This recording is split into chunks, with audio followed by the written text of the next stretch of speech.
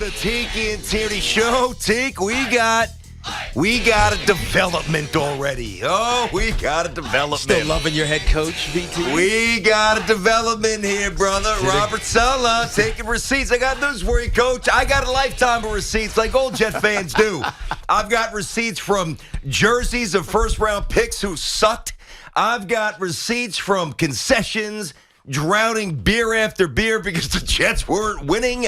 I've got receipts from tickets. I've got receipts from other merchandise. We all have receipts. Let me tell you one thing about what Robert Saleh did yesterday, all right? He either made his grave or he became a superhero in New York sporting lore. Now, I don't know which way he's going, but I don't have that much of an issue with it as long as Robert Saleh knows what he just did. Yeah, let's tell people what he did do if you didn't know.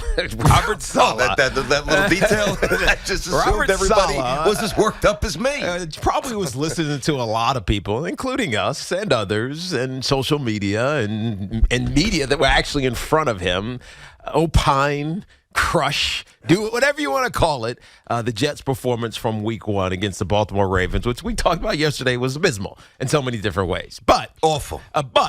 He still believes in this team. He believes that there's a process. He keeps talking about it. Everybody who's around the Jets talks about the process. And so Robert Saleh, head coach of the New York Jets, comes out and says, basically, I'm keeping receipts to everyone who doubted us. And when we get good, we're going to come back and check on those receipts. And I don't know if he's going to hold us accountable. No, he said you're not allowed, if you jump off the boat, you're not allowed back on. Not allowed back on. All right. Okay. Sure. You might be the only one on the boat there, Sure, Coach. But let's hope that that's not the case. Listen, here's the thing, and I love the spirit, and I love the fight, and I love the conviction in his team. And let's just step back for a moment. I think that Robert Saleh psychologically is very intuitive. Now, I know here, all we're immersed in is our Jet bubble. I get that. And that's right now, that's all that matters. Understood. But if you talk to people, as you and I both did, not just from the Niners, but also from Seattle, around the league, he is thought to be a brilliant guy. Yep. Now, because the Jets' fate being the Jets' fate, this very well might be a crash and burn. He learns to be a better coach. He goes somewhere else and becomes Bill Belichick. I mean, that's not completely off the table. But I've got a lot of belief in Saleh. I do. The one thing you can't do, you can't have it both ways. You cannot pledge an all-gas, no-brakes mantra and mentality, which sounds good. I've got the T-shirt, looks good, billboards, all-gas, no-brake, which, again, it excites us. But then you can't be surprised when we react to a product that is gasless. Yeah. So he's no dummy. This was not somebody kind of getting hung up and maybe saying something he didn't want to say. Or it took an abrupt turn and he was kind of caught off guard. That's a savvy guy right there. That's a smart man right there. And I believe at the end of the day, that's a man who has a good pulse on this football team. I expect the Jets to play a lot better this weekend against the Browns.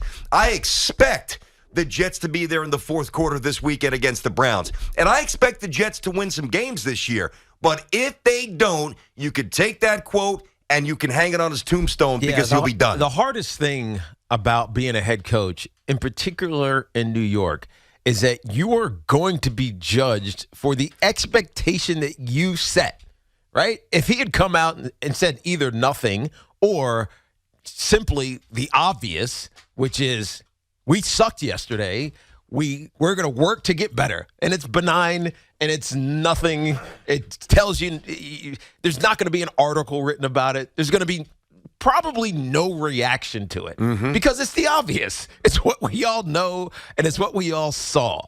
But if you come out and you do something bombastic, you better live up to it. And the perfect example, and BT and I were talking about this because it's famous in New York, was Jim Fossil when he did this back in 2000. We went through a really rough stretch. He was already on the hot seat because Ernie, of course, he didn't want him to be head coach. He was trying to fire him every year. We were going through a tough spot, and we lost to the Detroit Lions in a game we had zero business losing. The Lions. It was bad, dude. And after the game, Coach Fossil's getting grilled. And he throws his whole pushing my chips to the center of the table. This team is going to the play. And it was like it was pure theater, right? It was That was awesome. a big bowl. I remember that well. And by the way, we backed him up. We go to the Super Bowl. But he didn't challenge the media. He did not challenge, but it wasn't about He put pressure on himself and the team, but he didn't say, if you don't believe in the New York Giants, don't ever come back in the stadium and root for the Giants. That's basically what he told Jet fans yesterday. But it's, yes, you're right. Don't come back on the bandwagon. It's different, but he put an expectation flat on camera, right? And told everybody what was going to happen. Now, you know this because I've described it, and if you, it takes some intuitive thinking about it. Jim Fossil had 0 to lose. Like, he was getting fired if we don't rebound that season, and if we do, then he's a genius. So it was perfect what he did. Robert Saleh's in, and Jim was 4 years in or 3 years in at that point. Robert Saleh is in his second season. There is a heightened expectation for this Jets team. Everybody wanted to see an improved product, even if they lose to the Baltimore Ravens. It was horrendous.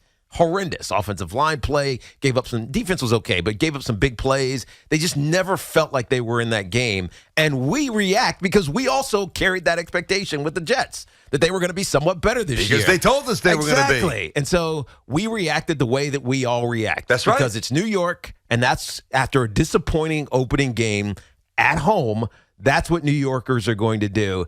His issue, when he could have just said nothing, and maybe he probably should have just said nothing. No, I disagree there. I'm happy that he actually has some stones, which I always thought he did. He don't have Brian Daboll stones. Well, nobody so does. You need the wheelbarrow for those globes. But,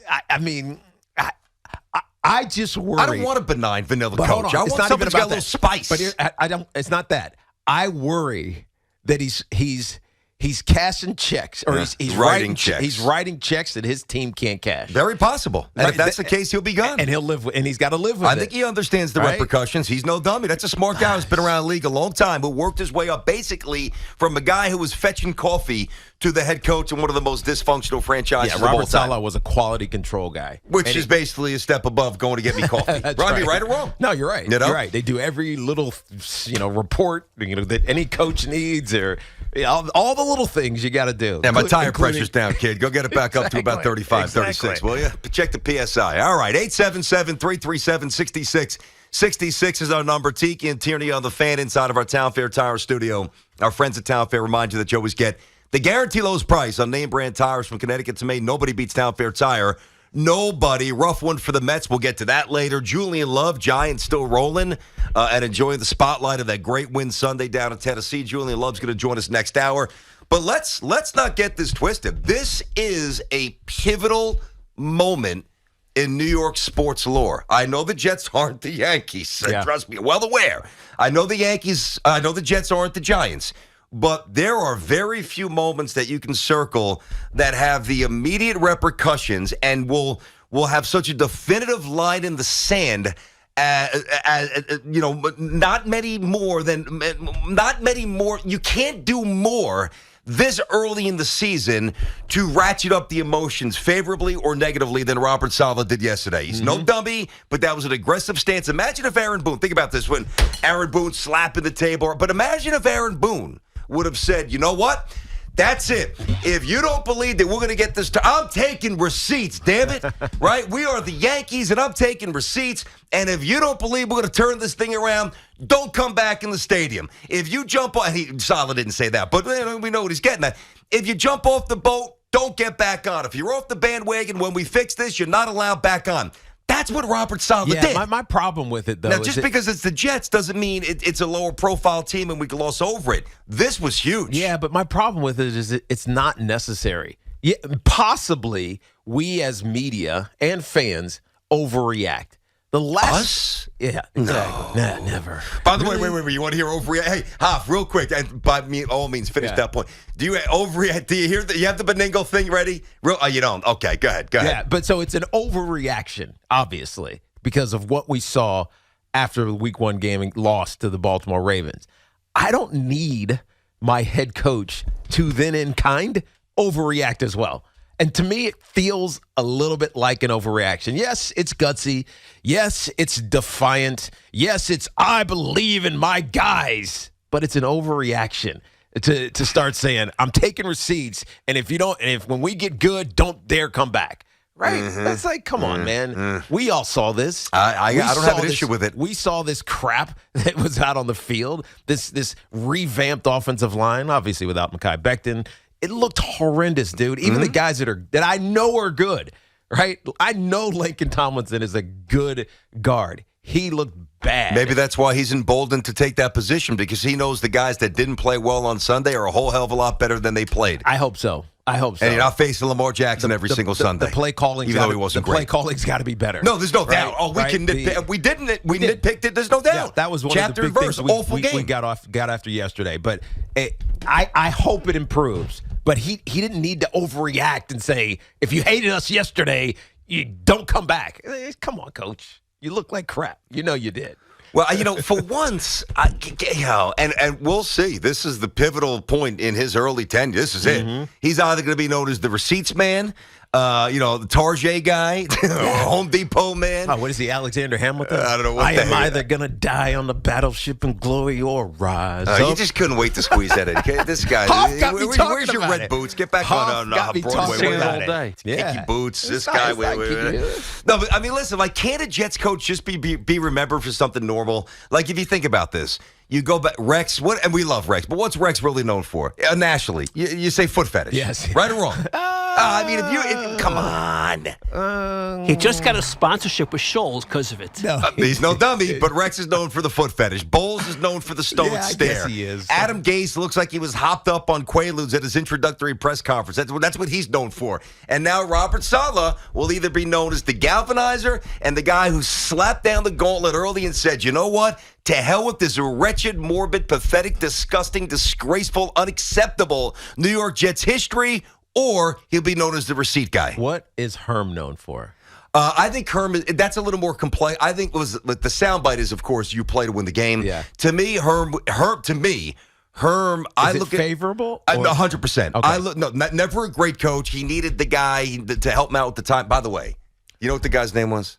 Oh, yeah. Remember the guy? There was a guy with Herm who would literally, his only job was to help him with timeouts and the time. It was Richard something. Well, do you notice? I'm going to tell you his real name. Yeah. You ready? Go ahead. Dick Curl.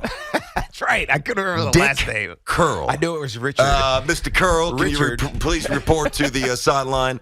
Dick Curl was his name. But anyway, to me, Herb is known as a man of integrity, a man who won basically more than just about any other Jets coach, if you really think about it, multiple playoff appearances, and a guy who was never a great X's and O's strategist, but a really good coach. Yeah. I liked Herb. I think we might get a mix of reactions on the current Jets head coach. Well, we shall see. Let's start with Tino on Staten Island. Tino's on the fan, Tiki and Tierney. Tino, what's happening, buddy? How are you?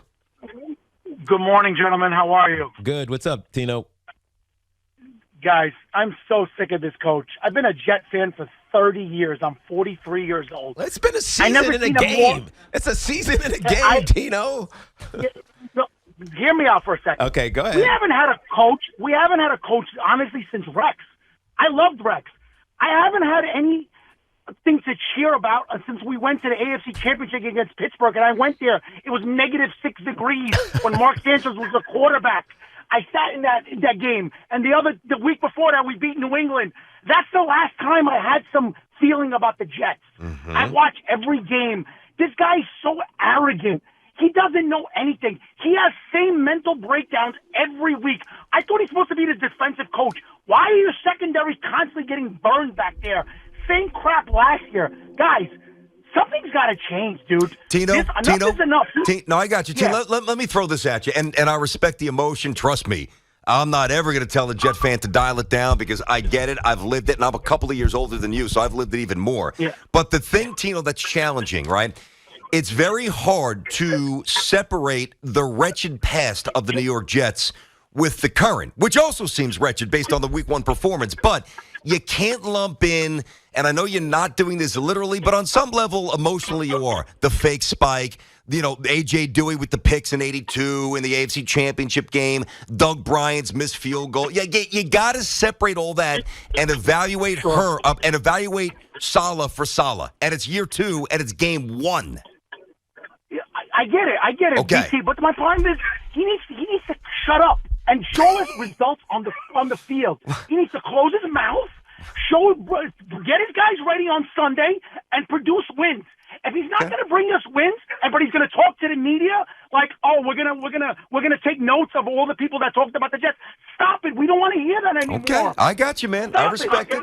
I hear it. I'm going to let you a little kickback there. But first of all, he has to speak. He's required to speak by the NFL. And listen, obviously Tito sees it differently. I get that.